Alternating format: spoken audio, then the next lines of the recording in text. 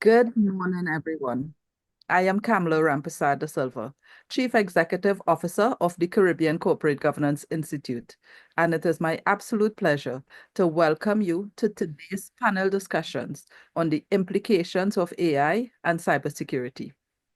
We have three very experienced panelists this morning, and given the developments in the AI space over the last few days, I am really quite excited for our discussions to come. But first, let me share that we are live streaming all of today's discussion on our YouTube channel and are casting it on our LinkedIn and Facebook pages as well. So hello to everyone who has joined us via these media. Thank you very much to Warren Anderson for making this happen. And as I express appreciation to Warren, who is really doing excellent work in providing social media support, I would also like to recognize our CCGI team. So I want to acknowledge and thank Laura Sinan, Jacqueline Deschaussee, Quentrell De Silva, and Jeremy Logan for the hard work they've been doing this last month as we kickstart our year 2025, which I have to say has really been excellent so far.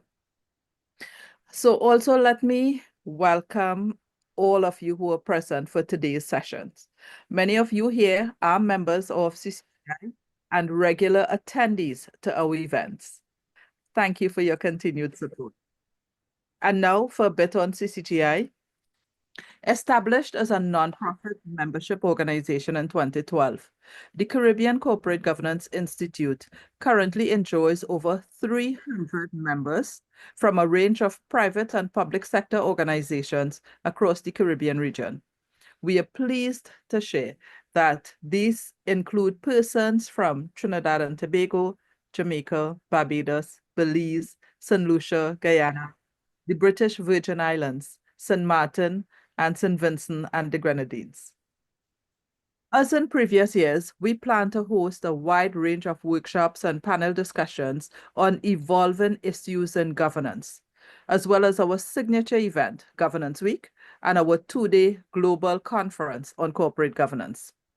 All of these are held online to easily facilitate persons' participation throughout the Caribbean region. Many of you would recall that we launched a new 2024 Corporate Governance Code for Trinidad and Tobago in October last year. This year, we plan to focus on building awareness and adoption of the code. To that end, we plan to host a breakfast session at the Trinidad Hilton on Thursday, February 8th from 7 a.m. Details on this is on our website, along with a range of other events that are opened for registration. These include our governance and fraud workshop, which is going to focus on money laundering, as well as our role of the board series, with the first part being the role of the chairman. We also have workshops on the role and function of the corporate secretary and a range of panel discussions on many issues to come, including procurement and governance of credit unions.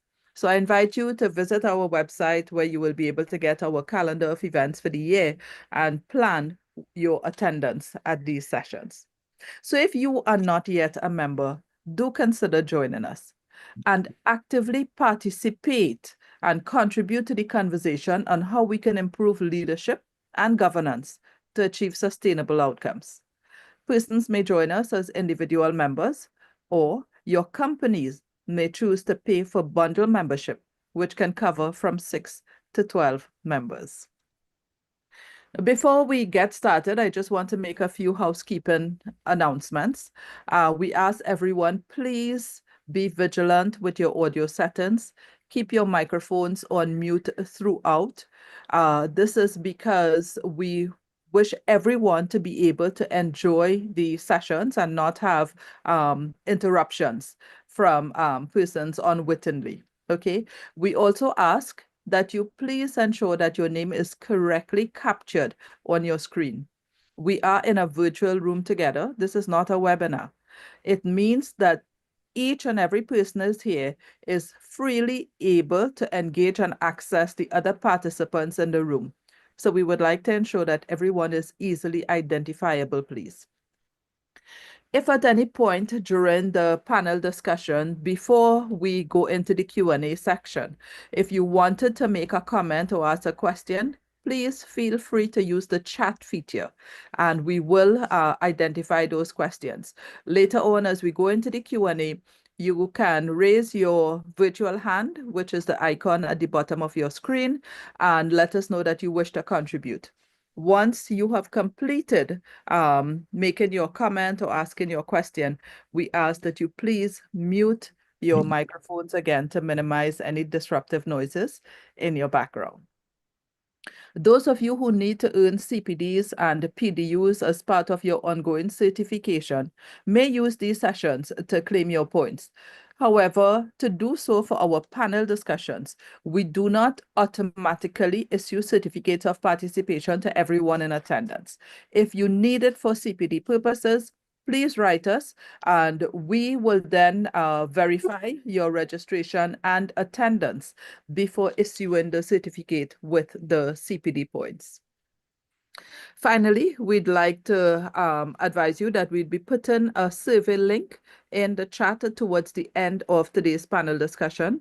We would appreciate it very much if you will take a few minutes and give us your feedback, please. It's very important in our planning process to ensure that we're meeting your expectations. Now, I am going to introduce our panelists at this point, but I want to share that this will be a very brief introduction since their detailed profiles are already in the agenda that was sent to you. Most of you would have gotten it with the link sent out yesterday and today. Laura, if I may ask, let's still also put the agenda in the chat so anyone who had not received it can get it at this point. So I will introduce our panelists, but then we will go to a video presentation, which I wanted to share before we actually kickstart the discussion. But I'd like to introduce our panelists first so that once we begin the discussions, we don't need to interrupt it with lengthy introductions. So I will start with Shiva Bissessar.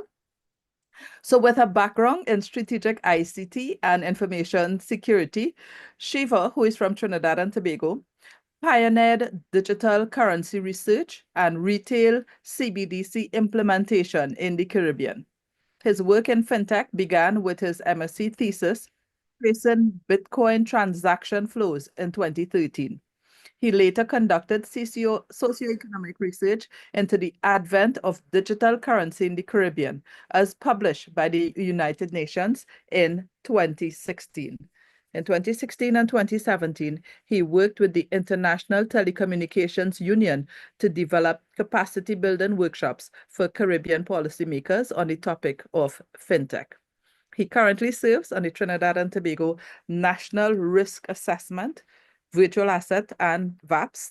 And of course, Shiva is the managing director of Pinnacle Consulting Limited, located here in Trinidad and Tobago. Next, I'd like to introduce Patricia. So Patricia Rowe Seale is from Barbados, and she is a seasoned risk management and cybersecurity expert with over 20 years of experience in internal audit, IT risk management, governance, and compliance. As a former Chief Information Security Officer at CIBC Caribbean, she led transformative initiatives, including a multi-year cybersecurity program and the establishment of a comprehensive third-party risk assessment framework. Committed to professional and community development, Patricia is affiliated with the global organizations such as the Institute of Internal Auditors and ISACA.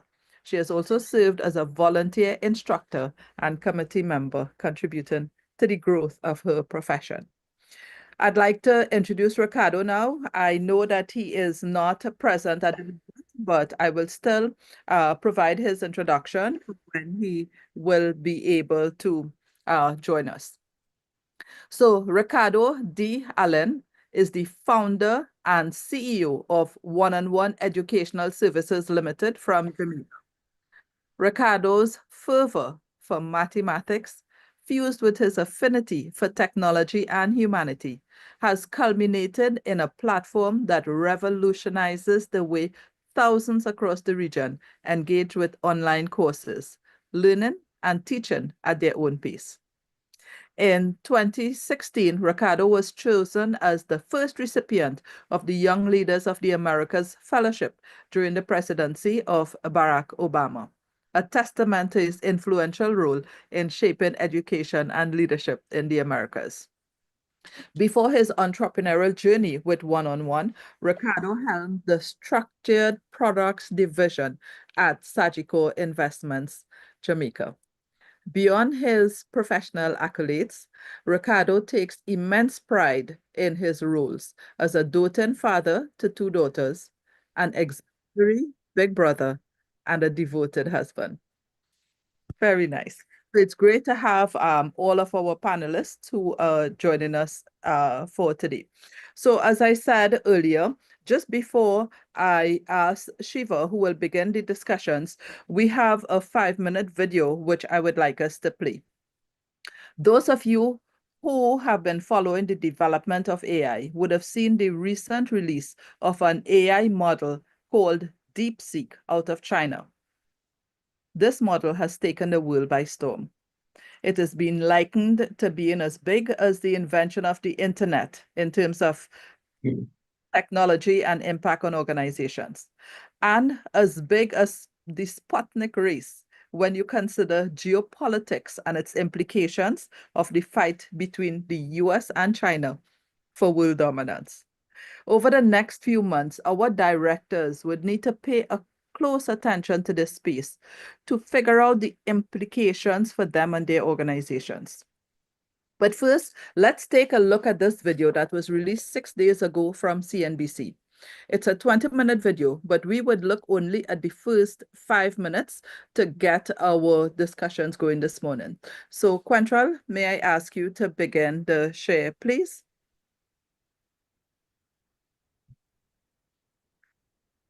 Okay, so we are seeing the screen now.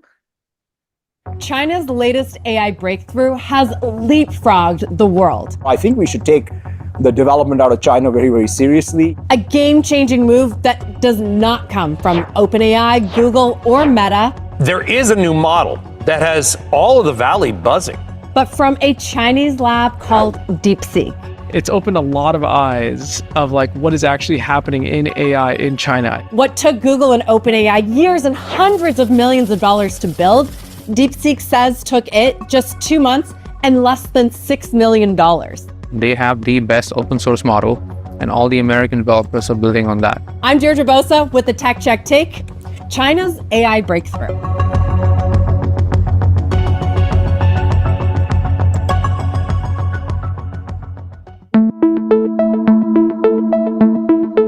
It was a technological leap that shocked Silicon Valley. A newly unveiled, free, open source AI model that beat some of the most powerful ones on the market. But it wasn't a new launch from OpenAI or model announcement from Anthropic. This one was built in the East by a Chinese research lab called DeepSeek. And the details behind its development stunned top AI researchers here in the US. First, the cost. The AI lab reportedly spent just $5.6 million to build DeepSeek version 3. Compare that to OpenAI, which is spending $5 billion a year. And Google, which expects capital expenditures in 2024 to soar to over $50 billion. And then there's Microsoft that shelled out more than $13 billion just to invest in OpenAI. But even more stunning, how DeepSeek's scrappier model was able to outperform the lavishly funded American ones. To see the DeepSeek new model, it's super impressive in terms of both how they have really effectively done an open source model that does what is this inference time compute, and it's super compute efficient. It beat Meta's Llama, OpenAI's GPT-4o, and Anthropic's Claude Sonnet 3.5 on accuracy on wide-ranging tests, a subset of 500 math problems, an AI math evaluation, coding competitions, and a test of spotting and fixing bugs in code. quickly following that up with a new reasoning model called R1, which just as easily outperformed OpenAI's cutting-edge O1 in some of those third-party tests. Today, we released Humanity's Last Exam, which is a new evaluation or benchmark of AI models that we produced by getting, math, physics, biology, chemistry professors to provide the hardest questions they could possibly imagine. DeepSeek, which is the leading Chinese AI lab, their model is actually the top performing or roughly on par with the best American models. They accomplished all that despite the strict semiconductor restrictions that the US government has imposed on China, which has essentially shackled them out of computing power. Washington has drawn a hard line against China in the AI race, cutting the country off from receiving America's most powerful chips like NVIDIA's H100 GPUs. Those were once thought to be essential to building a competitive AI model, with startups and big tech firms alike scrambling to get their hands on any available. But DeepSeek turned that on its head, sidestepping the rules by using NVIDIA's less performant H800s to build the latest model and showing that the chip export controls were not the chokehold DC intended. They were able to take whatever hardware they were trained on, but use it way more efficiently. But just who's behind DeepSeek anyway? Despite its breakthrough, very, very little is known about its lab and its founder, Liang Wenfeng. According to Chinese media reports, DeepSeek was born out of a Chinese hedge fund called High Flyer Quant that manages about $8 billion in assets. The mission on its developer site, it reads simply, unravel the mystery of AGI with curiosity. Answer the essential question with long-termism. The leading American AI startups, meanwhile, OpenAI and Anthropic, they have detailed charters and constitutions that lay out their principles and their founding missions, lengthy sections on AI safety and responsibility. Despite several attempts to reach someone at DeepSeek, we never got a response. How did they actually assemble this talent? How did they assemble all the hardware? How did they assemble the data to do all this? We don't know. And it's never been publicized, and hopefully we can learn that. But the mystery brings into sharp relief just how urgent and complex the AI face-off against China has become. Because it's not just DeepSeek. Other more well-known Chinese AI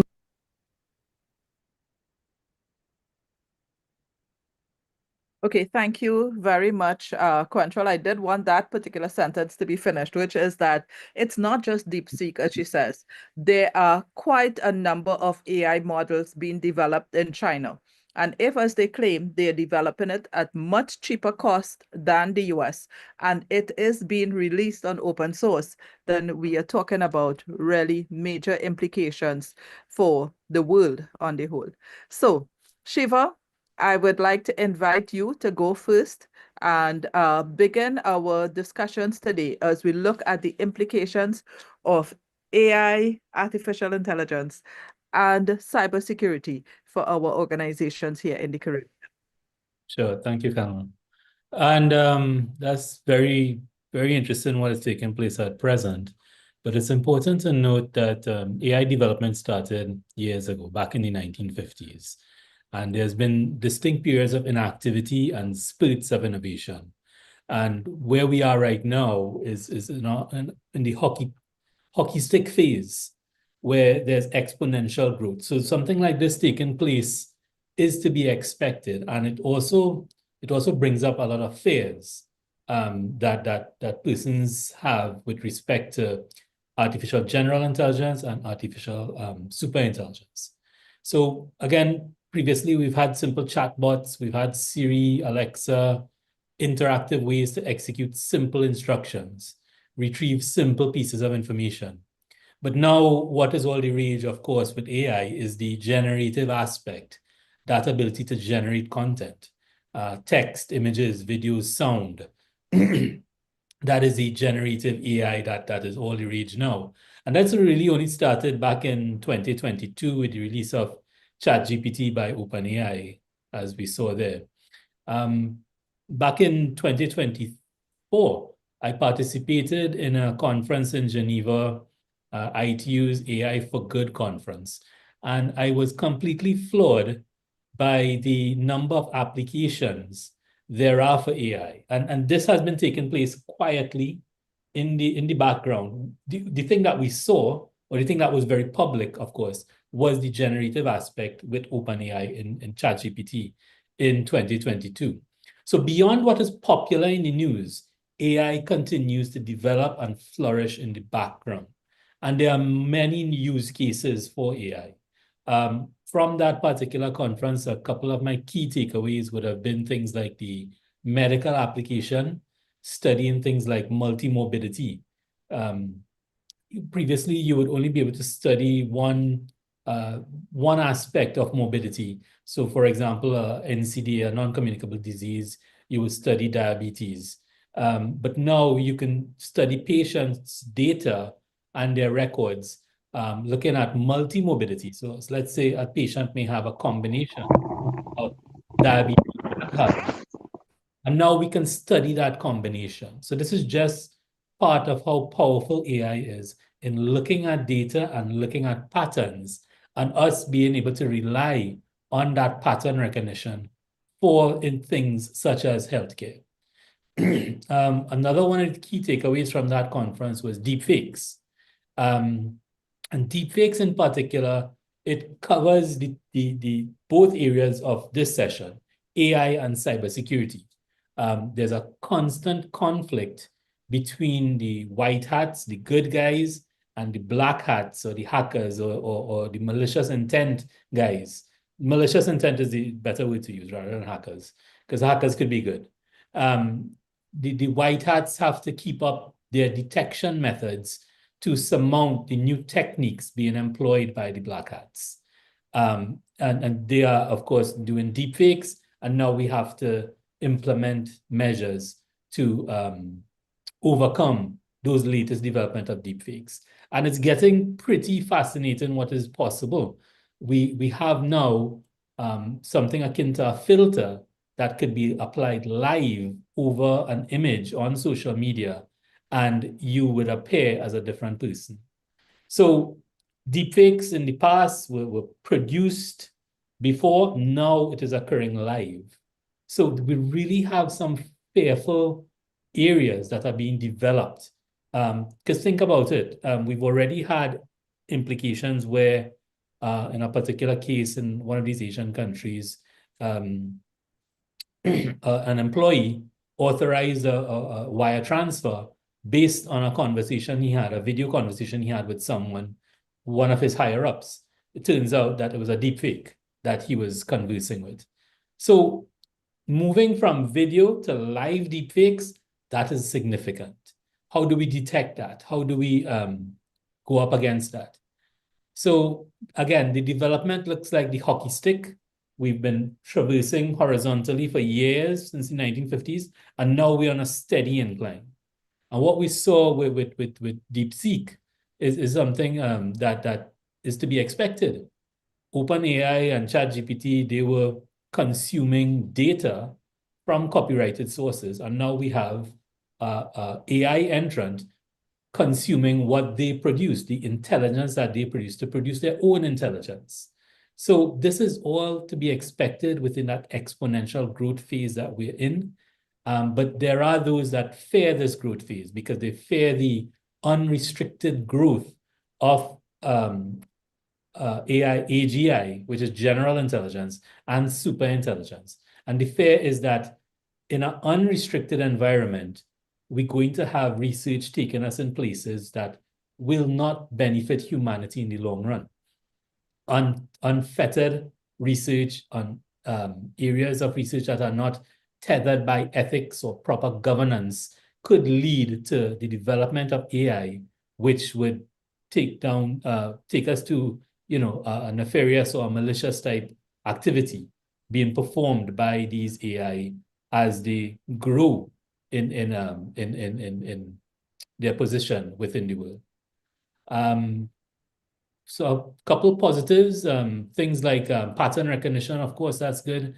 And the negatives, of course, think about the AML CFT that you have to perform, and now that you have to go up against deepfakes.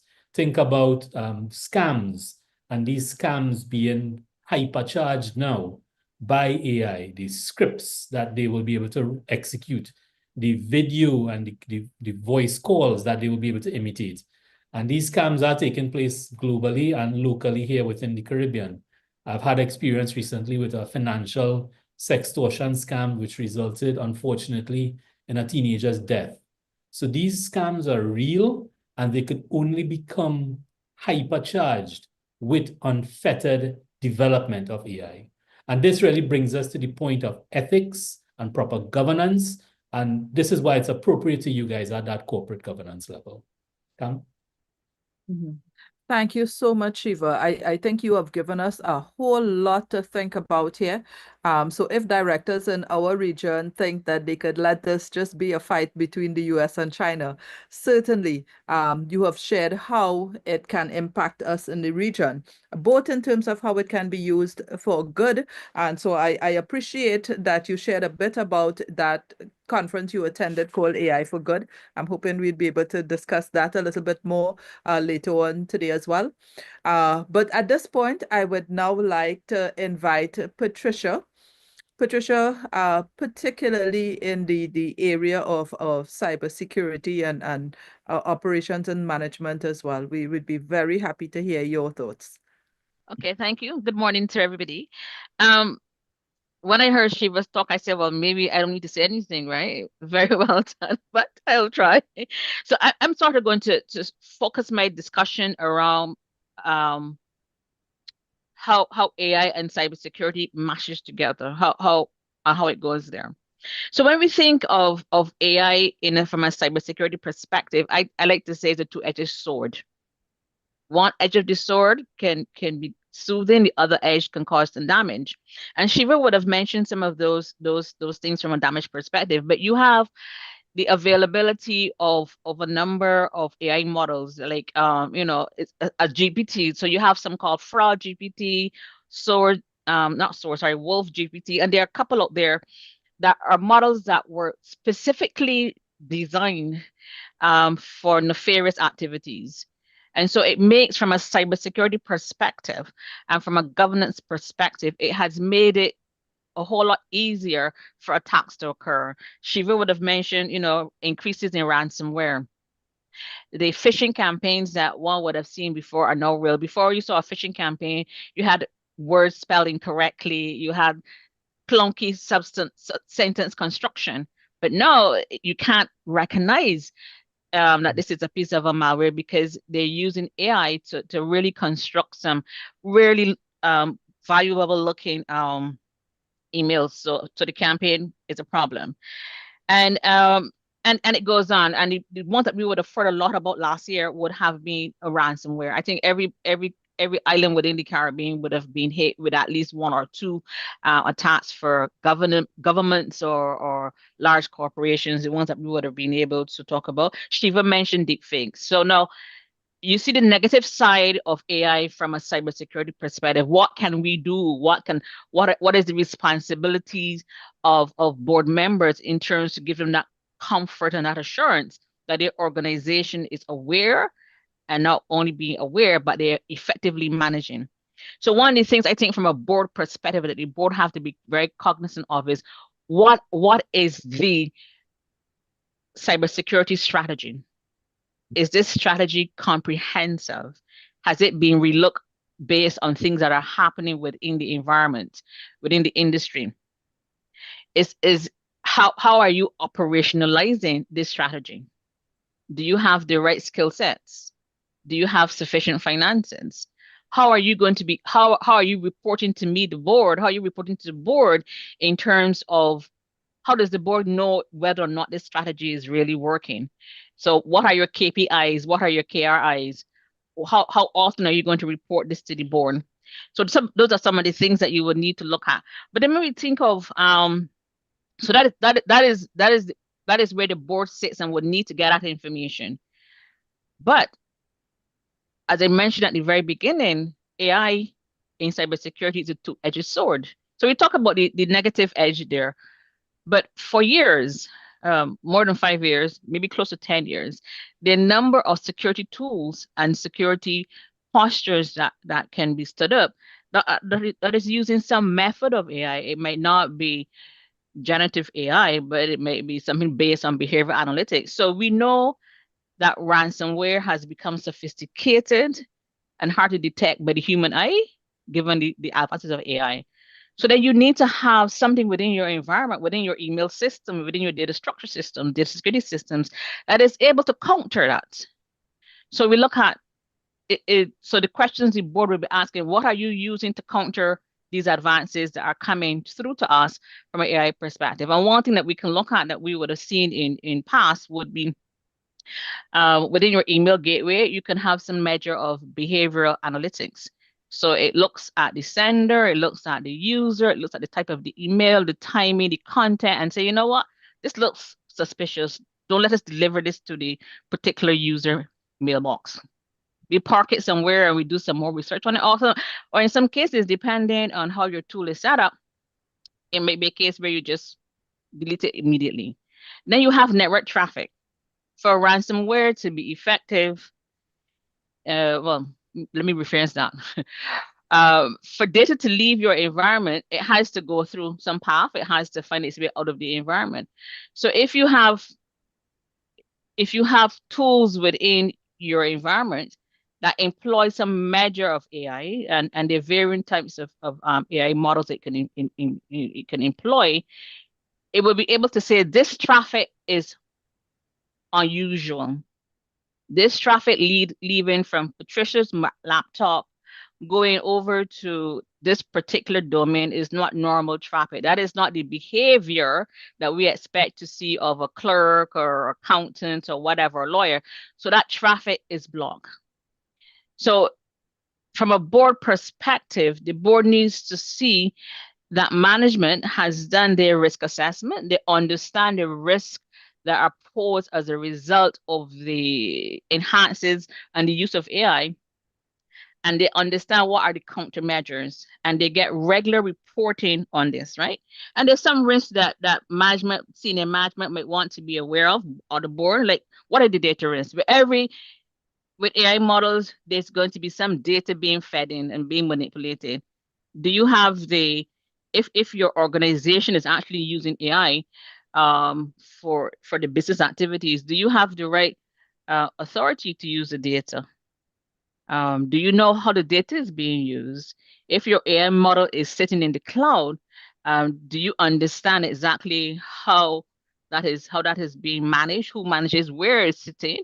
Are you compliant with all the data protection legislation within your particular jurisdiction and from whom you've collected data? So you got to understand that, and then you have to look at if model risk. Is this model performing the way it's supposed to perform? The data that was used to train this model, is that data the right type of data? Do we know whether or not malactors have access to the model so that they can poison the model and inject data so that the results that we are expecting we don't really get because the data has been manipulated in some form or fashion? And then we look at the operational risk associated with any models that might be in use. Can you sustain this model? Do you have the infrastructure? Because the model is not going to stay static. It would grow and it would develop. Can you sustain the model going forward? Do you understand what an incident looked like in this new space? And do you have the wherewithal, the skill sets and the infrastructure, whatever you need to manage an incident? Because first you have to be able to detect it, then you need to be able to manage it, and then you need to be able to recover from the incident. So can you do that? And Shiva would have also mentioned a lot about the ethical and legal issues, and those don't go anywhere. You have to be able to report to the board. We are aware of these ethical and legal issues, and this is how we, senior management, is managing and governing in this space. So those were just some of the things I would leave there for now. Thank you. Thank you so much, Patricia. I was just having a quick word with Ricardo's team. I think he should be ready. Ricardo, if you are, just let us know so that we can invite you on to. I am. Are you hearing me? Yes, I'm hearing you. We just need to be able to see you on your video. Yes, there you are. Okay, Oh, great. okay. How are you So doing? quite well, Ricardo. Thank you for joining us. Let's hear from you now. No, absolutely. So good afternoon. Well, good morning, everybody. I'm Ricardo Allen from One on One. Very pleased to be with you today. Today we'll be talking a little about, kind of just cementing some of what was discussed today and going a little about kind of like the practical implementation. I actually have a model of DeepSeek behind me that I'm going to run and share it with you. But just to give you some perspectives on things. And I'd like to give you or take you on a little journey as to how we kind of got here, right? I would say about 4 years ago, or about 10 years ago, artificial intelligence has always been something that has been discussed. But just like many things, it almost felt like this, pie in the sky kind of thing, right? Something that we want to achieve, but it's not going to be anytime soon. Right? And then in November 2022, we saw the release of ChatGPT. And it took everybody by surprise, a lot of persons by surprise, and some not so much, right? Some who were exposed to it and so on. And then since then, there's been so much development, rapid development in the AI space. You have different persons coming up with their own what we call models. And, we had so many things going on, and it's moving so fast. And for organizations like yourself or the ones that you represent, the question is that how do you keep up? How do you ensure that you keep up while remaining secure? And at the same time, how do you not get left behind simply by fearing it and say, boy, I don't want any of this. It's moving too fast. I don't want my team members to be sharing anything with the AI. And so, let me step back a little, right? The challenge is if you do that, your competitor may be figuring out ways to use it in ways that is safe, right? And if they can figure that out while you're trying to stay away from it, right? In a couple of years, you may not be in business, right? And so I think that's the big kind of focus I want to make today. And how can we use AI safely within our organization and giving our team members the power to kind of do what they do really fast, really productive, etc. And from my own personal story, we run a company right here in Jamaica with 50 employees, 20 of which are developers or engineers focused on artificial intelligence.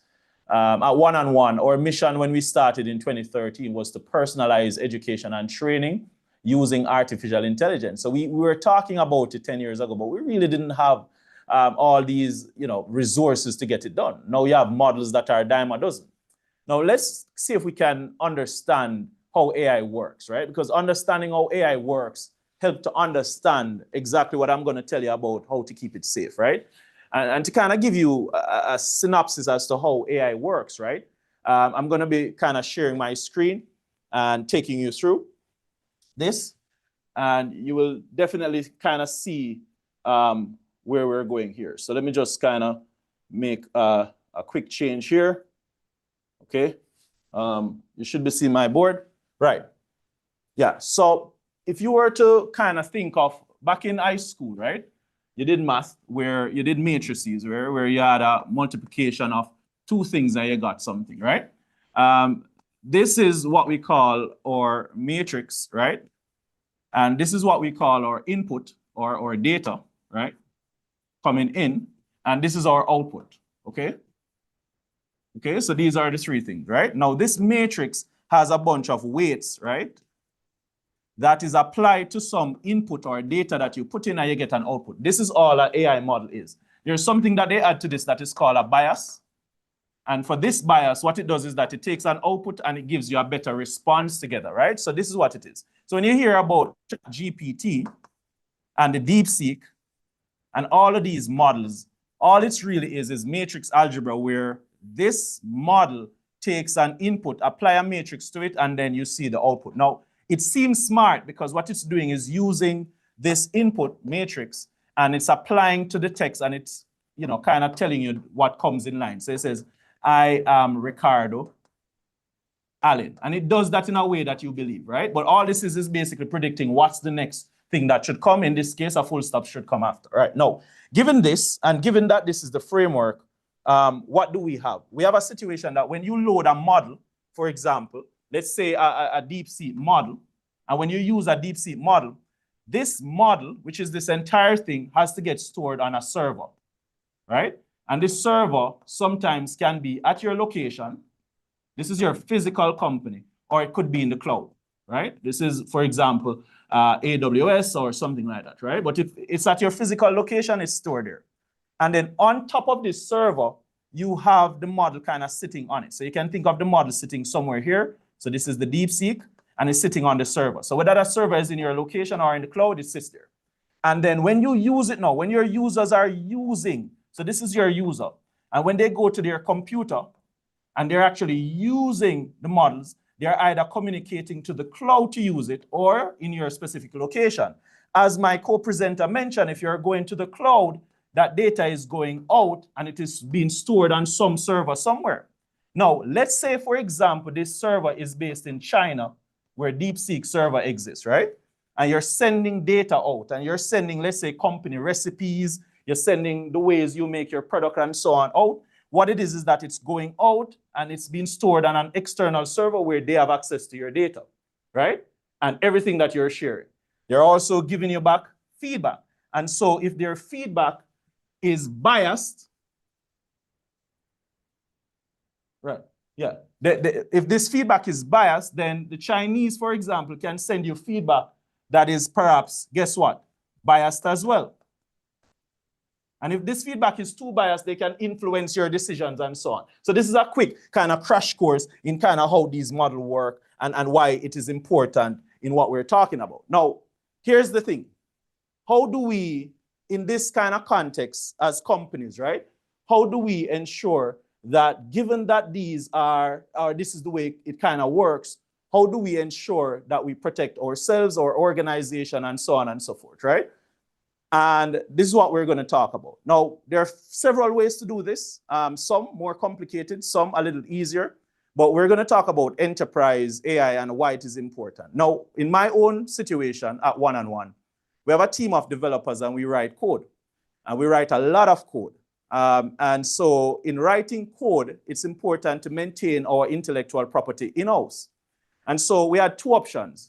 Do we continue using a chat GPT where we're constantly interacting with our code in the space, in the internet space? Or do we download a version of that large language model and so we interact with it locally so we're not sending out data? Now, in the case of DeepSeek, a lot of persons have been saying, is it safe? Does it work? Well, if I were to kind of share with you now, we actually have a version of DeepSeek running here. And I'm going to share with you what that looks like. So if you look at my screen, I'm bringing it up now. If you look at my screen, it's coming up. So if you look at my screen, you will see that we've downloaded a version of DeepSeek and we're running it locally. And I'm going to show you what that looks like. So here is a chat bot right here that I have actually asked a question. Hi, how are you? So I'm going to say hello, for example. Let me just kind of bring up my thing. I'm going to say, hey, right? And it's responding. If you realize there's a DeepSeek model 1.5 that is right here, right? And it's operating. So it's thinking, and then it's going to respond. Now, to prove to you that I'm running this locally, I'm going to share with you in my settings here, right? Let it respond. So it's thinking first. This is something that the models do. It tells you kind of what it's thinking about. And this has been one of the groundbreaking things with DeepSeek. That chain of thought, you're actually seeing how it's actually reasoning through the things that you're asking, right? So you're seeing that before it even responds. And then it tells me, hi, how can I help you? If you look into settings, you'll see that I'm running everything locally through Olama, and I'm running the DeepSeek 1.5 model. So that's actually the model that's responding. So I'm actually not connected to the internet now, right? Now, why is this important? It is important because in your own organization, you could do this very same thing, right? By downloading the model, which is just a matrix, there's no risk in doing that. You cannot inject or do anything in a model that can harm a computer, because that's all it is a model, right? It's matrix, it's a function. It takes an input, gives you an output. But where you host, that becomes a problem, right? And so for companies, you have an organization, you have a bunch of team members like we have, what we do is that we download the model and we actually host the model on our local servers, whether it is on the machine itself, or we host it on a server in a server room, or we host it in a cloud that we can manage. Once we host that model there, persons and our team members who interact with the model, they're using the data that we have for our organization, keeping it within our space, right? Now, importantly, this data is not just a code base. It could be your email. It could be the meetings that you've had. It could be important documents, policies, and procedures that you have in your organization. And these may be stored in folders. Where are they stored? Folders, they're stored. Your email, it's probably backed up. It could be banking transactions. Whatever you have, whatever your data store is, you can essentially connect that into your large language model. And by connecting the two, it allows you to have more meaningful responses. Now, to see that at work, I'll take the next minute and the final minute of my time to show that part to you. Okay? So again, this is just a model. All it's doing is just taking what I'm asking and it's responding. That's all it's doing. It doesn't know anything. It doesn't have any knowledge about my company or whatever we're doing, right? But if I were, for example, to let me see if I can bring this up. Right. If I were, for example, So if I were, for example, to get to this point, right here. So you should be seeing my screen now. Let me just go back here. Right. So if I were, for example, to show this to you. So let's see if we can understand what's going on here, right? So here is your question. So this is what you call your chat interface. So the same way you talk to ChatGPT, this is where it goes. And then here is your specific knowledge base. This is knowledge for your company. So this is emails, right? These are documents in your company, all stored in your location. These are transactions, anything that are important to you, right? And then what you do is that you have something called a smart retriever that when a user asks a question like, what were my sales this month, right? What were my sales, right? For example, that smart retriever goes and fetches the data that is relevant, returns the relevant documents, and then the question plus the documents goes into the large language model, which could be DeepSeek that you're running locally. And then from that, it generates a response based on the document that you have added here, right? And this is kind of an explicit source informed answer. So this is the framework that you use to host and run AI locally to safeguard your data, to safeguard your processes, and to avoid sending that information out to the World Wide Web. The cybersecurity guys will tell you that if you don't send anything out, you can't get hacked, right? If you don't pull anything in, you can't get hacked, right? Or it's very difficult. I won't say you can't. It's very difficult to get hacked. So the point is that this is a way to run what's called enterprise generative AI. It is essentially hosting your models locally or in the cloud and leveraging your existing data sources to ensure you get meaningful responses. I'll leave it at that before any questions. Thank you very much, Ricardo. That was indeed a really good demonstration of DeepSeek and also to help our understanding in terms of how these AI models work. So, Quantrell, if I may ask you to bring on all of our panelists now so we could begin our conversation. I just have a couple questions to ask them, but then I'm going to invite our participants, if they have questions, either you can put it in the chat now or you can just raise your hand and we will invite you in. So I want to start with Shiva first in order in which you presented. Shiva, there was something that was really concerning to me. You mentioned an example of a video conversation between an employee who authorized a wire transaction after having this conversation with a senior manager, only to learn afterwards that it was a deep fake. And I think, it was a little bit scary to hear you explain that this is something that can happen live and in the moment. So what can we do to help our organizations put systems in place to be able to identify and minimize these kinds of challenges? Yeah, and I think it's early stages still with respect to it happening live on the spot. But there has been demonstration of it. A few months ago, someone was able to demo how it is possible. They did a face swap with a couple of popular celebrities and so on. And Ricardo touched on something, having your policies and procedures in place. Every organization is expected to have policies and procedures as to how you manage authentication of parties, verify that you're talking to someone is exactly who you're talking to. That dynamic is changing, and we're changing live as we go along. This is playing out in front of us. So if you have not paid attention to cybersecurity in the past, which I know takes place locally, and you see it in how it is manifest within your corporate governance structure. You do not have, for example, C-suite information security officers, chief information security officers. Within the Caribbean here, you would find them in financial institutions, CISOs, but predominantly in organizations within Trinidad and Tobago, I would say there's a lack of that. So we have not expressed the maturity of our posture, our cybersecurity posture within our organizations. One, now we have this ongoing threat, and that's with respect to cybersecurity. Now we have this ongoing opportunity/threat, which is AI. Yes, there are opportunities as well. You have to look at the negative side.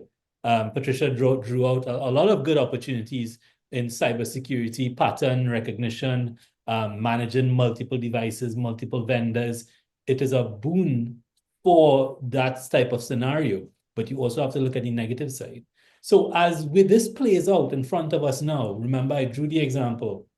This is a horizontal line, and now we're seeing it exponential growth. We saw it with OpenAI, exponential growth, as Ricardo pointed out. We've seen it again now with DeepSeek.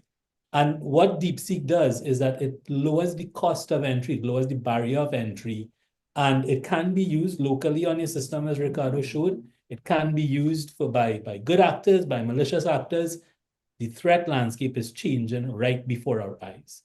Number one, get your cybersecurity house in order. Number two, prepare for the changing landscape which AI will bring. This is the advice I have for your membership. Thank you so much, Shiva. Certainly a lot for persons to think about who are present. I know we have a lot of internal auditors in the room with us and other risk management officers. This is incredibly important for them to consider. Patricia, I want to come to you to follow up on that question to Shiva. So yes, there is a clear need to put cybersecurity systems in place. But more importantly, I want to say that you started by pointing out that there are people who are specifically designing AI with nefarious purposes in mind. So bad actors whose intent is to do bad.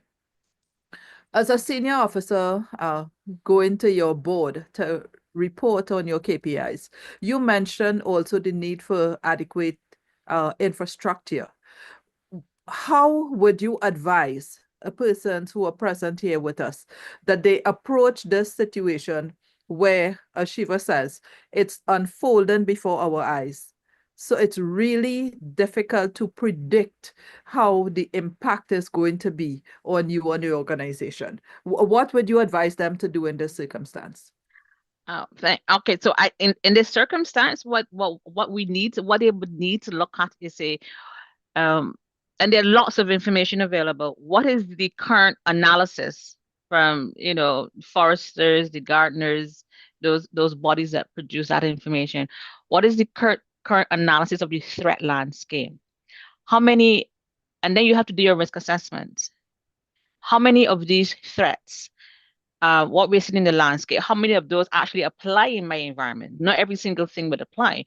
How many things are applied in our environment? What have we done so far to be able to mitigate the risk? We're not trying to eliminate the risk. We're trying to get the risk down to a level that is acceptable based on our risk profile and everything else. What have we done to mitigate these risks? And if there are any gaps in that analysis, then we have to present it, then we should be presenting to the board, here is what the situation looks like. Here is what we look like. This is the gap. And this is how we can address this gap. Here are the projects we would need to implement. Here is the skill set, the talent we would need to do it. And here's the cost. Now, if we don't do this, this is the consequence of what can happen. We can be breached, or information or information can become public, or we could have a ransomware attack where we don't have access to our data and we got to try to build it back from scratch. We can have a DDoS, which, there's so many things. So you can present to them what you need to do to fix your gaps and the possible consequences of not fixing the gaps. And I think once board members see that you're able to articulate that with some very firm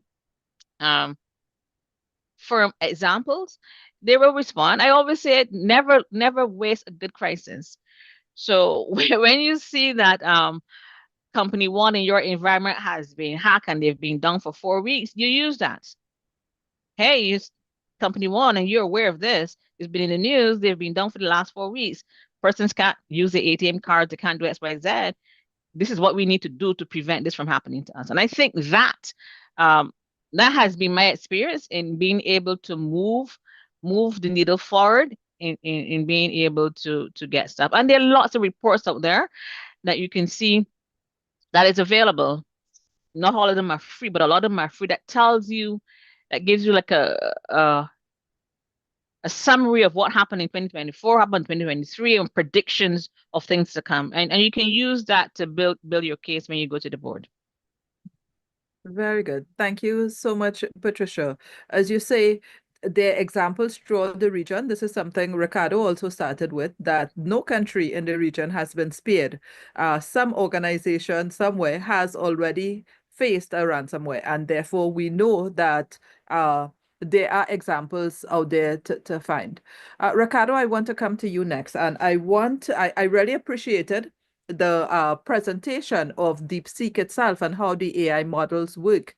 So I wanted to find out your thoughts on the fact that DeepSeek itself has been under a range of cyber attacks. And therefore, what do we need to be concerned about in the Caribbean region? Because when DeepSeek first hit a few days ago, and I'm saying just a few days ago, the video has been released every day on the hour at the moment, trying to analyze the implications of this. But from the moment it was released, one of the first bit of things that made it newsworthy was the fact that so many American developers were already utilizing it to continue their work. So how safe is it for persons in the Caribbean region to consider which model do you use? Because as you rightfully pointed out, to live under a rock is not an option. Yeah, that's a very good question. Now, let's be very clear. It was funny to see folks at the Department of Defense in the United States using DeepSeek. They're responsible for protecting and so on, and they were using it. Nonetheless, let me just share with you. The reality is that, and just to come to DeepSeek, the reality is that a chain is as strong as its weakest link, okay? You're in an organization, you have a team, and in many organizations, the posture is more or less, let's not use this, let's not do this because it's not safe, right? And you find that an employee gets up, goes home, and they take their email, they download it, and then they push it up right into the thing, right? And so you have this phenomenon that is going on. And I see AI as like a fire that you can't keep down. It's growing and it's growing and it's growing, and you can't stop it. And so my attitude towards it is not to prevent, but just to control and to continue to teach and communicate best practices, how you use it, that sort of thing, right? Obviously, you can have some hard safeguards in place, such as firewalls and so on in your own organization. But in terms of DeepSeek, again, just like any model, right? And while it is shared that the Chinese are doing things that are unethical, I do not know that for a fact. I don't know who knows that for a fact. But what I can tell you is that the same way you push your data in ChatGPT, If you log on to deepseek.com now, the same risk you serve, right? And that goes for any large language model that is hosted in an environment that is not your environment. And so I think the best way to protect yourself as an organization is to host the model in an environment that you control, that you trust, that you can depend on. It's as simple as that for me, right? Whether that is in the cloud or that is physical, that is where it is at. And then what you do is that once you host the models, and by the way, the DeepSeek, the opportunity here is that they have made their models so lightweight. Because remember what has happened, you know, ChatGPT, all these guys, they spend billions of dollars in US training these models to be as intelligent as they are. And DeepSeek, it is accused, it is alleged, to those models and train their model on that, right? And so the point is that they have found a cheaper way to train their models. It is much lighter. It can fit on your cell phone. It fits on my laptop. It fits on this TV back behind you. And it is easier to kind of pull around. Therefore, that now lowers the bar because previously a ChatGPT would not allow you to download their instance, right? And so now you have a version of AI performing at a ChatGPT 4 or O1 level based on the benchmarks that you can now have for your own organization. And then you can connect your data sources into that and allow your employees to use it. Here's the reality, Kamla. The reality is that a lot of companies will be displaced because of AI. A lot of jobs will be displaced because of AI. And you have to assess your own company so that your own ways of doing things, your processes and so all of that, you optimize it before your competitors do. So the answer is not to not use it. The answer is to use it safely, carefully, and this is a practical way to do it. Kamla, the last point I want to kind of share with your audience and your members is this. OpenAI released recently something called OpenAI Operator. I'm not sure if you are familiar with it, but Operator, you can now tell it what to do, and it goes online and it does it for you. Now, I have a $200 subscription to OpenAI, and I'm going to say, book a flight, right? Book a flight to New York, right? From Jamaica at night, okay? And that's all I'm going to do. And it's going to go to the internet, pull up Expedia, book this flight for me. Let me show you. My hands are off so you can see my hands. My hands are off. It's browsing the internet. You see, type that in Google. It did all of that. So you guys won't be hacked by humans anymore. Operator will be used by very bad people to walk into your organization and play around with data. And because it's Operator and it's AI, I can do a million of this at the same time, right? I'm saying this to say that it is moving at record speed. And if you don't upskill yourself, your staff, get the right people to come in and put in the safeguards, we are in trouble. And so that's my claim to you. The urgency is now. You must adapt, and you must adapt very quickly. I mean, it's doing it there. I can allow you to respond while it does it, but this is kind of my final take for you. Thank you very much, Ricardo. And I think that really underscores again the urgency with which it's important for all of us to be paying attention to this space. So it's now noon. We have a half hour again to go with this panel discussion. So I want to open it up for the Q&A. So if any of our participants have a question, you can just raise your virtual hand so that we can identify you and allow you to come into the room. What I'd like to ask in the interim as we wait for any of our participants, one of the things I appreciated from Patricia's explanation in terms of how to report to your board and what you look for really is going to depend on each specific organization. There's just no uniform way. You have to understand your risk. You have to understand the specificities in your own organization to identify what you need. What I want to ask is that we are seeing two-factor authentication being rolled out across the world with a range of services.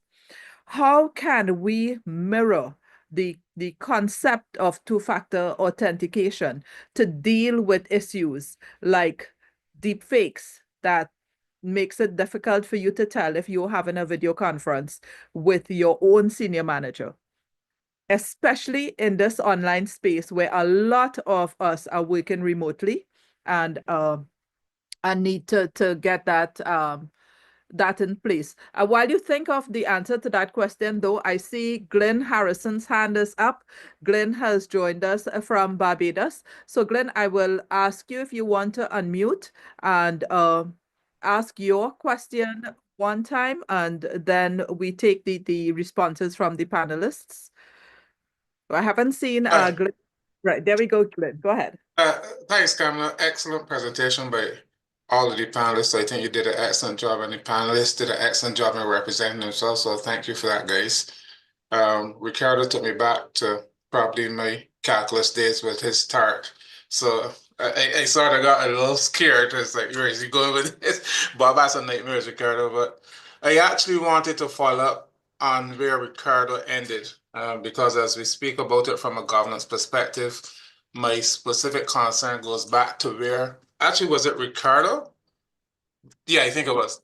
It was in terms of the whole matter of the rapidly evolving technology, because as we know, AI technology is evolving quickly. So today is DeepSeek, tomorrow it'll be narrow-find. Somebody will come and take the space. And the challenge with that from a governance perspective is that it's going to make it difficult for boards to keep pace with the innovations and the implications that that brings. Boards are not necessarily going to be technically strong because of the nature of how boards are constituted. They're going to rely on experts to come in and to be able to give the guidance. So the solutions around that would be that boards will have to form committees or task force to monitor the trends and to advise them on the strategic adoption. And they're also going to have the need to be agile so that they can keep track and make sure that they adapt the governance structures to keep up with that. My question to all the panelists is, because again, boards are going to be boards. They're going to be sort of multifaceted, multidimensional, made up of different skills and attributes that make up the whole. As it relates to the ability for a board to come to good decisions around the use of AI and AI practitioners, what would be the tips that you would give boards to look for as it relates to what makes for a good AI practitioner and what are the skill sets? Because you can be technically strong and build out your models, but does that necessarily mean that that's the right fit for the company and that it can take the company where it's supposed to go given its level of maturity, industry, etc.? So a lot, I'm sorry, but I just wanted to sort of put it out there so you understood the context. Thanks. Kamala, yeah, I think it is a lot, Glenn. I think that was Glenn, right? I just wanted to add something here. It's like when it comes to boards managing AI and it is moving rapidly, what was in today is going to be out tomorrow. I think the fundamental thing that one has to understand that when you sit back and you look at it, it is risk management. And the basic principles and constructs for risk management does not change. How you apply them might vary. The skill sets you need to execute your risk management strategy will change. And that would then have to be something that you would have to make sure that you have the requisite skill set. You have to have from your HR group coming to the board needs to come to you and say, this is the environment we're in. Here's our talent management and talent development strategy. This is the reason why we have to go out there now and hiring 4 people or whatever with these skill sets, because this is how the company is moving. And it all must be tied to the company strategy, right? So based on the company strategy for the next 2-3 years, these are the skill sets we will need. This is how we need to develop them. We either got to hire them in or we got to train existing people. And the basics, the basic risk management principle would apply. The other thing when you mentioned about boards might not have the skill set. If you look back at good, and Kamala can probably correct me here, if you look at good practice for board composition, boards should have, based on the business that you're in, requisite skill sets on the board. I think gone are the days, and I hope I don't offend anybody, gone are the days when boards were a boys' club. You need to have the right skill set. Your board should include persons who are cybersecurity savvy, who can hold their own in cybersecurity. Coupled with cybersecurity is third-party risk management. I think it was Ricardo or was it Shiva? Somebody mentioned, but some of the attacks that a company can be exposed to might come from their third parties. And we know in a lot of companies, a lot of things are outsourced. So you buy things in from different people and you use within your environment. So repeating cybersecurity skill sets on the board, third-party risk management. Sometimes the two are married together depending on who you get, as well as fraud risk management. So we would have to look back seriously at the composition of the boards. If you have a whole set of no offense to accountants, if you have a board that has 10 people and you have 10 accountants, you know, you're not constructing your board in the most efficient way. So I think if you have proper board construction in terms of skill sets, and then you make sure that you have a business whenever you develop your business strategy and is laid before the board, coming with that business strategy should be all of these supporting strategies, your cybersecurity, your AI governance, your HR. All those things should come together. If you just get a business strategy and you say, yeah, we have a business strategy, and you stamp it and you move on, you have not executed your job as a board member. Excellent answer, Patricia. Thank you. Shiva or Ricardo, you want to add anything before we go to Emilio? He has his hand up. Yeah, no, I think Patricia hit it spot on. So just as I mentioned previously, at the executive level, we need cybersecurity, information security, risk management specialists. We need that CISO position. The composition of the board has evolved. You don't just need an accountant and a lawyer on the board anymore. You saw when the cybercrime bill was being proposed in Trinidad and Tobago, a lot of attention being placed on, for example, the due diligence responsibilities of an organization. So we had some sensitization at a certain point when it came down to a compliance issue. Let's not wait for this to become a compliance issue. This is a change in landscape, a change in threat landscape. If you did not want to do it to pay attention to cybersecurity risks, you definitely need to look at it now with the evolving threat landscape that we're facing with AI. Good. Thank you.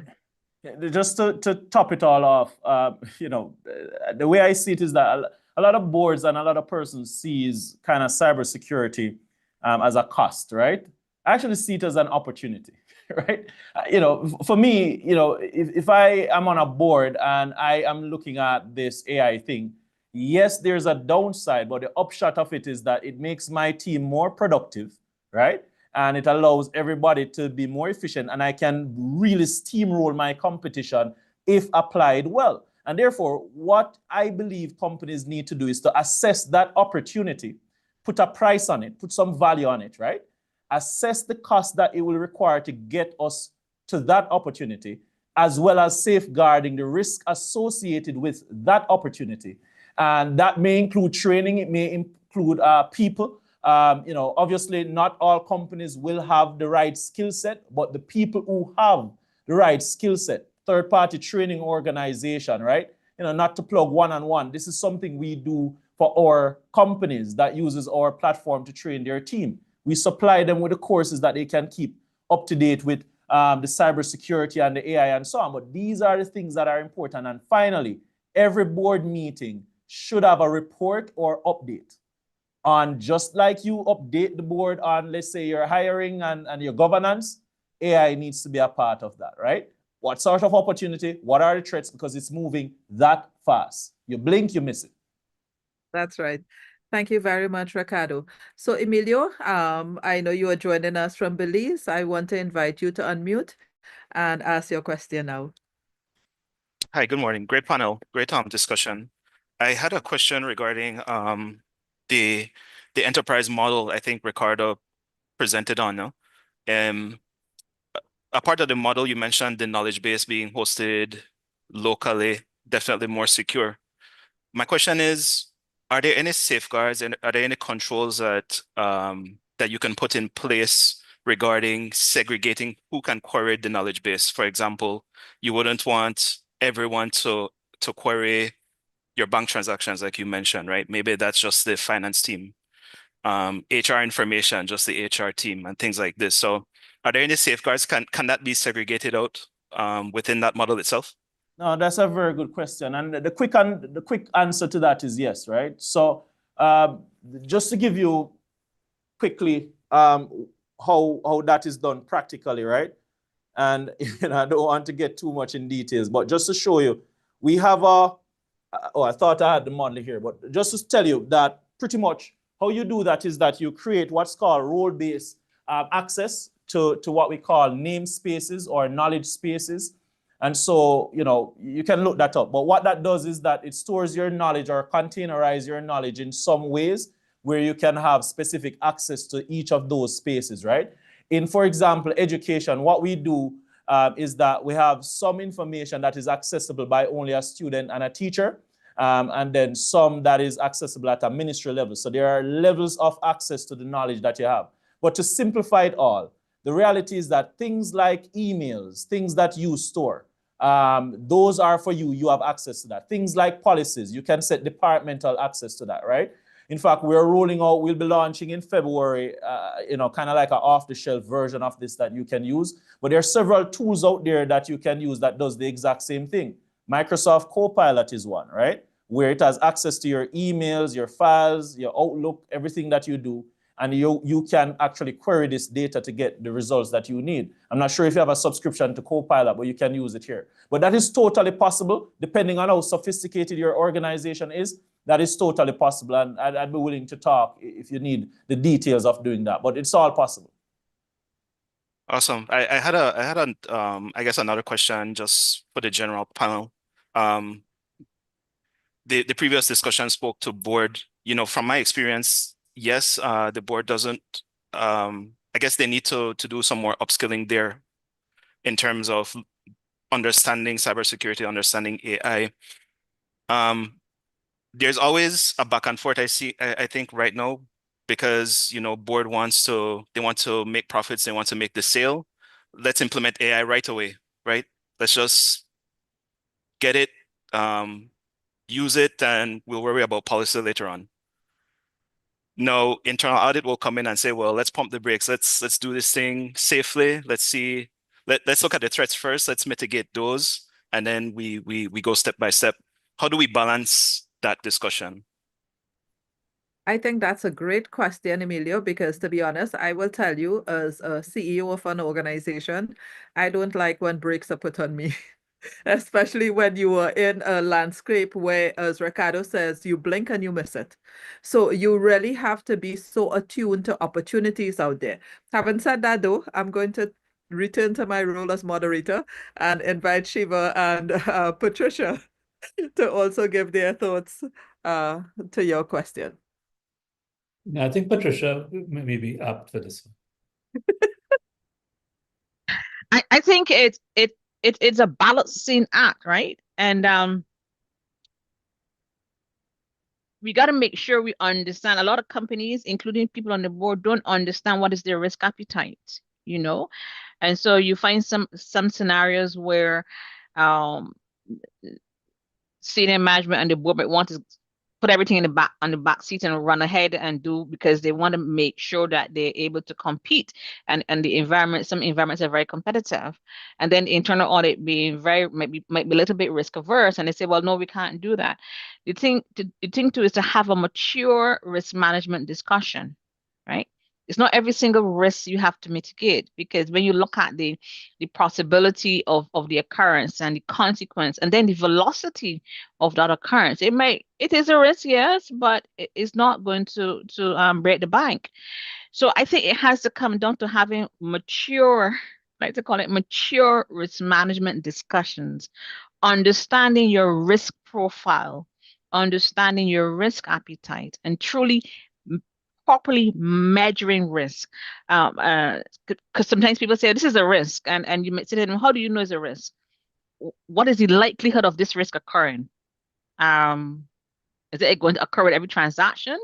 Is it going to occur with every 1,000 transactions or every 1,000,000 transactions? What is the frequency of this risk occurring?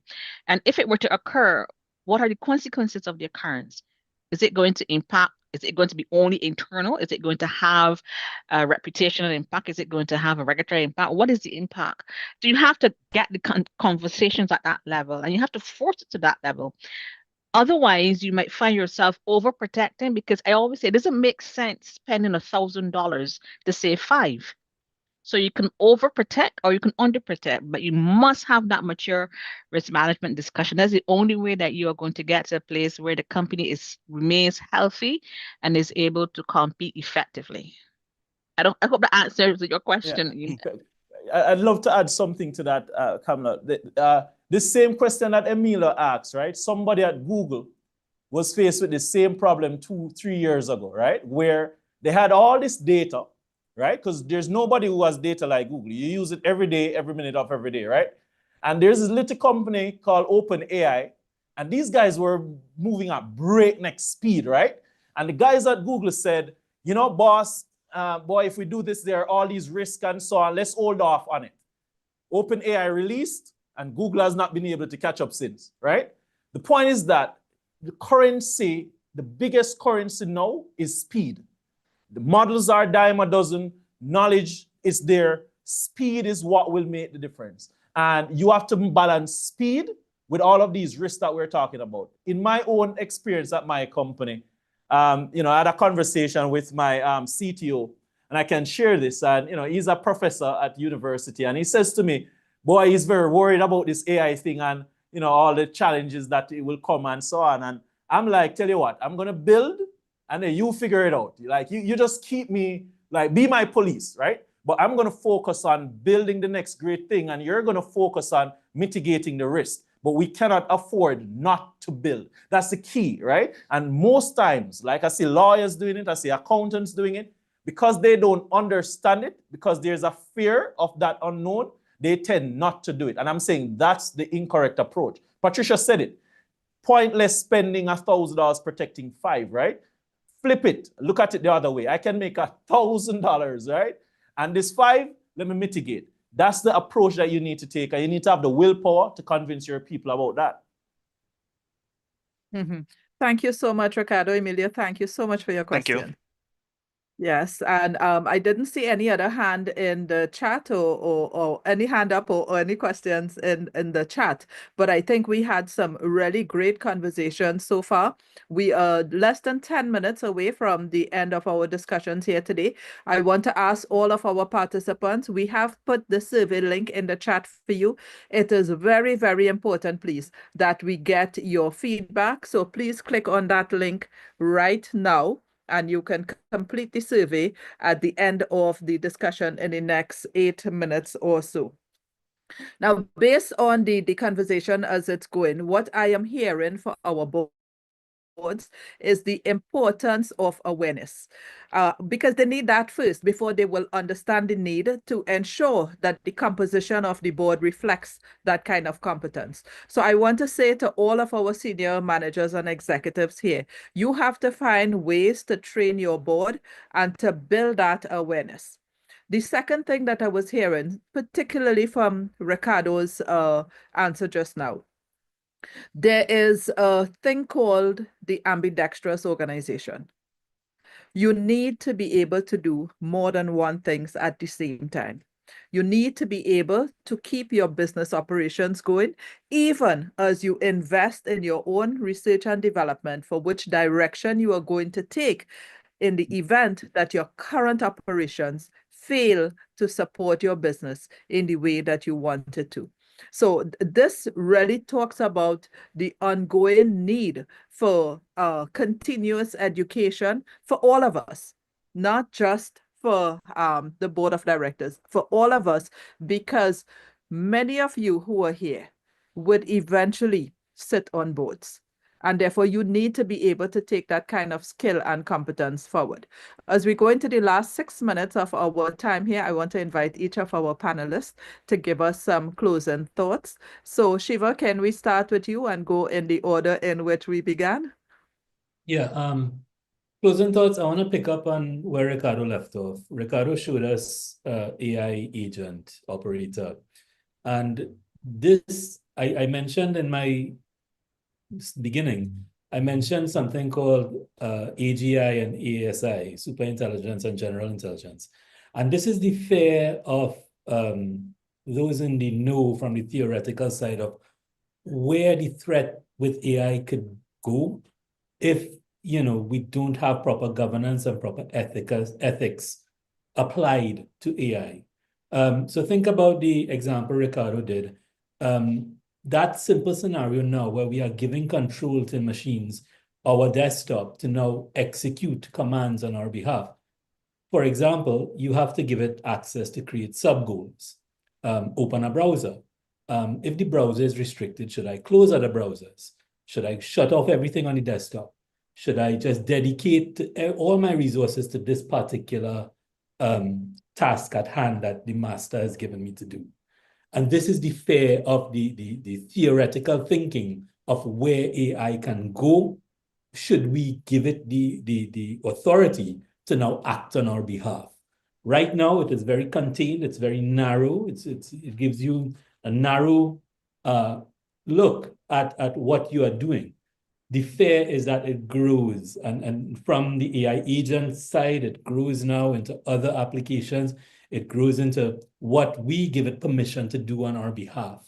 So it's food for thought as to where this is going. Definitely opportunities, definitely risks, beyond just your corporate governance structure, your organizational structure that you need to be responsible for.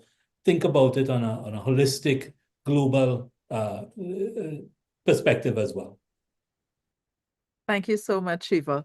Patricia, can we hear your closing thoughts now? Okay. I'll start with a little story. I remember when I first started out in technology, I'm going to age myself a little bit here.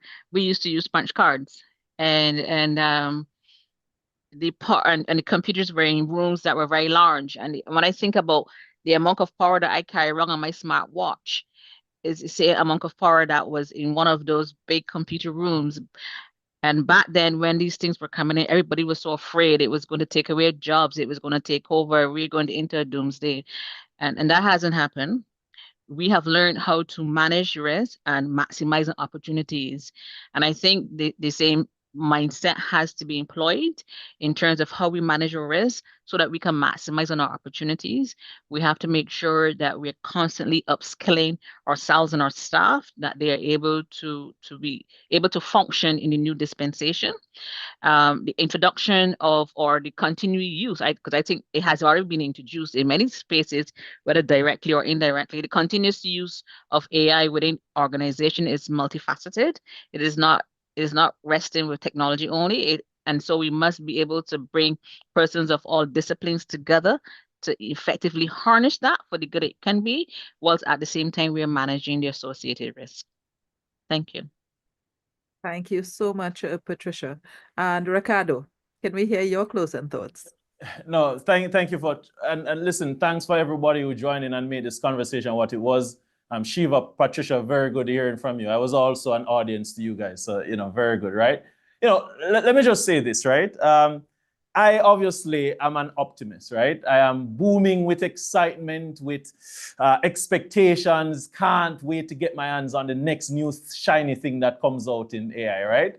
But at the same time, I have people who are managing the associated risks so that my enthusiasm can be managed as a CEO, right? But what I cannot do is to limit my thought or expectation or imagination to the downside possibilities, because I think what is there to be accomplished, it's far greater than the risk that there is to manage. We have a situation where we now have about 150,000 students using our platform, teachers on the student side, and then on the corporate side, a number of companies uses our platform to train their team members. And just the power to use AI to personalize that experience on the employee side, based on their skills, based on their job description, it teaches you based on the skills that you need to do your job. On the student side, imagine every student having a personal tutor, right? That's the kind of power of AI that we have. However, there are risks, and there are a lot of risks in doing this, right? Shiva mentioned the whole idea of the operator. Well, if it can browse the internet, that means it could also browse my computer without me knowing, right? And so there are risks involved. And because of those risks, our responsibility is to equip ourselves with the knowledge so that we don't fear the imagination or what exists or may happen, to equip ourselves with the training, to equip ourselves with the people, and to be intentional about how we go about achieving these opportunities while safeguarding ourselves from creating disruption. So that's what I will leave with you. Do not shy away from the bigger picture because of the risk that involved. Rather, put yourself in the position, be intentional, and put in place, spend that $5 that Patricia says in managing the risk so that you can achieve a $1,000 opportunity. That's my leave with you. Thank you so much, Ricardo. And I just need to pull your leg a little bit and say, I like how you found a way to very sneakily put in a little bit about your company, you know. But thank you. I mean, it really has been such a pleasure having all three of you here today. I think we had a brilliant conversation. There was so much for us to explore in terms of how this space is developing. And I just want to share, I too am an optimist like Ricardo. I'm quite excited about what is happening. I have to also confess to that whilst a lot of times the argument for the development of all of this technology is that it will give humans more time for leisure. That may happen for some people. It doesn't happen for me. It just gives me more opportunities to do more. I get more busy because I try to achieve that much more. And that's how it happens for some of us. One of the things that I want to leave us with, though, is in getting the context of what this new artificial intelligence means for us. There is an amazing book that is written by Mo Goddard. It's called Scary Smart. Mo Goddard was, I think, the chief information. Very good. That's it. Shiva, we couldn't have planned it better. I also have a copy right here next to me. Mo Goddard was, I think, the chief information officer at Google X. And he actually saw the early development of AI and and he started to think of the implications. Scary Smart is an absolutely amazing book that gives us both the history, but he considers implications really and truly for us, our human behavior, the way we respond, and he gives some very, very strong and good recommendations for how we can embrace AI, because we cannot turn back the clock. How do we ensure that we use this for the betterment of humanity and not just focus on the profit line, because that focus is going to put us in a lot of trouble. I want to thank our panelists again today: Shiva Bissessar from Trinidad and Tobago, Patricia Seale from Barbados, Ricardo Allen from Jamaica. This was a tremendously good session. Thank you all so much for taking the time to come and share your skill and experience with us. I want to thank all of our viewers who joined us on the live stream. Thank you, Warren, for this great work and having us be able to share it beyond our virtual room here. Thank you so much to all of our participants who joined us from throughout the region. Several of you, this was your first session with us. I hope to see you again for a lot more of what we do here. We have to explore coming in the coming months the issue of ethics as it was raised here today. Really and truly, what does that mean and how do we get it right? And for me, what is quite a bit more exciting, the race of the superpowers. What does it mean when China flexes its muscle? How will the US respond? What does that mean for organizations that has relationships with countries that are now going to be impacted because one or the other makes a decision that's going to be adverse to your organization?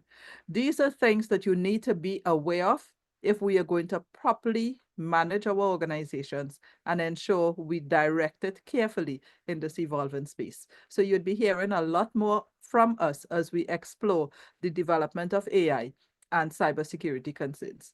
I'm Kamala Rampersad Silva from the Caribbean Corporate Governance Institute. Thank you so much for joining us, and we look forward to having you again another time.